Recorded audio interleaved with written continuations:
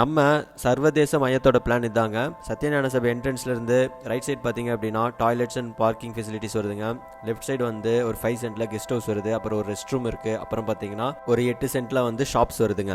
சென்டர்ல பாத்தீங்க அப்படின்னா ஆடிட்டோரியம், கான்ஃபரன்ஸ் ஹால், அப்புறம் staff rest room, admin office, information centre, records room, locker room இதெல்லாம் வருதுங்க. ஸோ அதுல இருந்து கொஞ்சம் ஃப்ரண்ட் சைட் பாத்தீங்க அப்படின்னா இது ஓப்பன் ஸ்பேஸ் தான். இது வந்து கொஞ்சம் அழகுபடுத்தி வச்சிருக்காங்க. இங்க நமக்கு வந்துட்டு சத்விசாரம் இதெல்லாம் பண்ணலாம். ஓகேங்களா? அப்புறமா ரைட் சைடு கடைசியில பாத்தீங்க அப்படின்னா அங்கேயும் டாய்லெட் வருதுங்க. சத்யஞான சபையை சுத்தி ஒரே பில்டிங்கா இருக்கு அப்படின்னு சில குரூப்கள் எல்லாம் கிளப்பி விட்டாங்க. ஆக்சுவலா அது வந்து பில்டிங் கிடையாது, நடைபாதை. இப்ப கரண்டா நம்மளோட நடைபாதை பாத்தீங்கன்னா தார் ரோடா இருக்கும். ஸோ இப்போ அந்த தார் ரோடெல்லாம் ரிமூவ் பண்ணிட்டு ஃபுல்லா மார்பிள்ஸ் போட்டு மேல வந்து ஷெட் போட போறாங்க. ஸோ ஷெட் போட்டாங்க அப்படின்னா நம்ம நிலையிலேயே நடந்து ஃபுல்லா தரிசனத்தை பார்த்துட்டு அப்படியே வெளியே வந்துடலாம். ஸோ இந்த ஷெட்டை தான் வந்து இவர்கள் வந்து ஃபுல்லா பில்டிங்கா இருக்கு அப்படின்னு கிளப்பி விட்டாங்க. ஸோ இவ்வளவுதான் சர்வதேச மையத்தோட திட்டமே. சரிங்களா? ஸோ பெருவெளியா தான் இருக்கு. அனைவரும் மகிழ்ச்சியுடன் சர்வதேச மையத்தை வரவேற்போம்.